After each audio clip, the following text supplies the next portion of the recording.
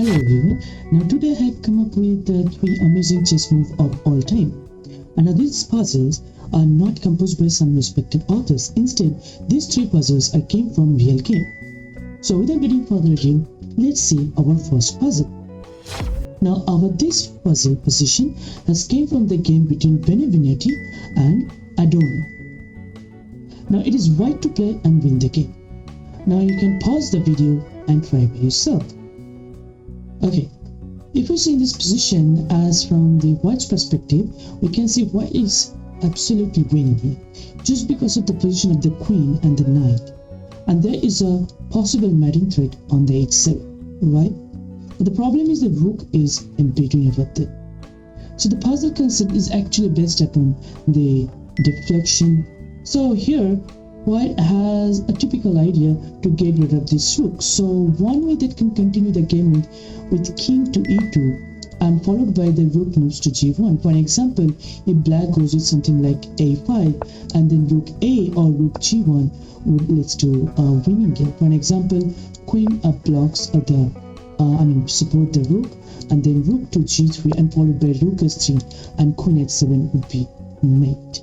But in the game, white shows amazing way. In fact, that's why this move is placed in the most amazing move of all time. Can you guess that move?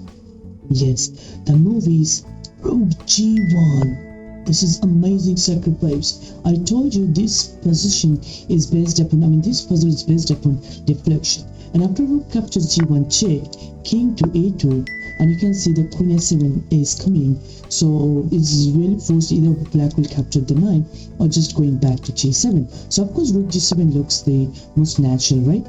And now followed with another rook deflection by rook to g1. So here the thing is that if now black protects with the rook to g8, and now queen h7 comes in shot, and after rook h7 rook g is with. That's why instead of defending the rook, black can try queen f8, and also because the queen is now protecting the gx square as well.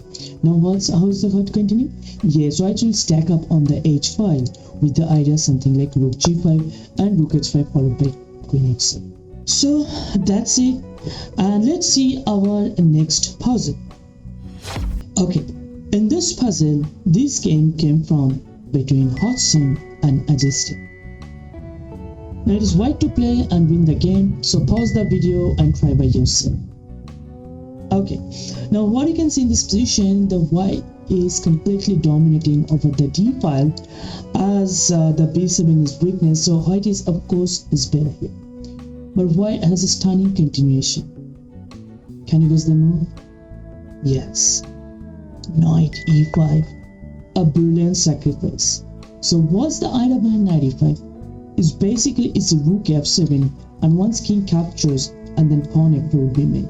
For example, if h5, then rook f7, king takes pawn knight on e5, and then f4 is made. So what happens if black captures the knight right away? Now what? Yes, it's rook f7 first defending the square, and that's very important move. And after rook to f7, black has several moves here. The only best move in this position for black is actually bishop to f3, stopping black whites from going f4. Now after bishop f3, bishop captures f3, black will try to take the d file at rook h8, but white can continue with rook fd7 and forcing the rook exchange over there. Knight c1 attacks the pawn on b3, and bishop d1. White has a clear advantage in this game. In the game, after knight e5, king captures on e5 and white plays rook f7. Black try to block the d file by playing bishop to d5, but leads an amazing move right now, as the king wants to escape to d6 because now f4 doesn't work, is king d6. So can you guess the move? Yes, d5. Once again a brilliant move, stopping king d6. Now out of c5, in the game black played f4 check, which of course a mating one with g takes f4. Let me show the best continuation after c5 is once again is bishop f3, always stopping f4 check with this tempo. And after bishop takes f3, knight to c3, rook to d6 putting pressure on the d6 pawn, rook h d8, bishop g2 trying to play f4 mate, Knight to d5 check, bishop takes d5, rook captures d6. It is an embedded move for black. White to play. Can you find the move? Yes. Bishop c4, fantastic move. Once again threatening f4 mate. And there is no way, as black can just throw everything. After rook d3, king captures d3, rook d8 check, king to e3, and f4 is coming. So black can throw everything right now. And after f4, his g4 is made. Now let's see our final puzzle for today. This is the position came from the game between Olafsson and Levitt. Now it is white to play and win the game. So pause the video and try. Okay, here we can see white is completely dominating once again over the d file and black is completely underdeveloped. But the one thing is that black got a really good battery down this a8 and h1 diagonal. Guess the move? Incredible move. Rook captures e6. This nicest sacrifice wins the game in a real fashion. Okay, for sure if pawn d captures the e6, we have rook d check. So black can only play pawn takes e6. Now we guess the next move. Knight g5, a brilliant move here, targeting the bishop on e4. Now if black captures the bishop on g2, once again we can see queen e6 check. A beautiful queen sacrifice leads to checkmate in few moves. If king h8, we'll now see a smothered mate on the way. And this is how it's done. And if pawn takes e6, rook d8 is backward mate. So that's after knight to g5. Black played h6, which is the only move. And after knight takes e4, black continued with knight c6, knight takes c5, queen c7. This is a bad move by the way, and which leads to immediate winning after knight takes d7.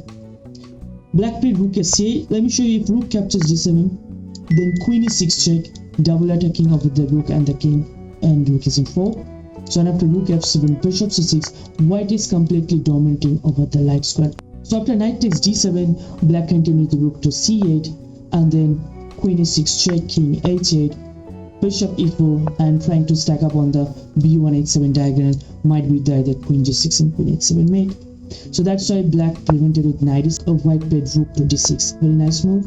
And after queen c4, queen takes e7, queen c1 check, king to g2, rook e8. I'm making kind of skew over here. What are you gonna do? Yes, queen f7, rook captures c4, now rook g6, putting pressure on the g7 pawn, and a black tried rook g8, and the final move knight f6. Beautiful finish, putting pressure on the rook, and if pawn captures knight, rook h6 is made. So not to be mentioned, after knight rook to g6, if black tried something like queen c3, now black will go, white will go with the same with knight f6, and after queen to c7, guess the move? Rook g7, threatening mate in 1. So after queen takes rook 10, we can see a classic Arabian mate pattern style, while rook h7 is in the next move. So black can throw every single rook and waiting for the mate in the next move. What a beautiful game by Olafsson. So I hope you enjoyed these 3 little chess puzzles. I'm saying it's little, but actually these puzzles are great puzzles. That's why it's under the amazing chess move of all time. So thank you for watching this video, and I'll come up with the next video. If you're not subscribed this channel, please subscribe the channel, hit the like button and hit the bell icon to get the notification. So thank you so much. See you. Bye bye.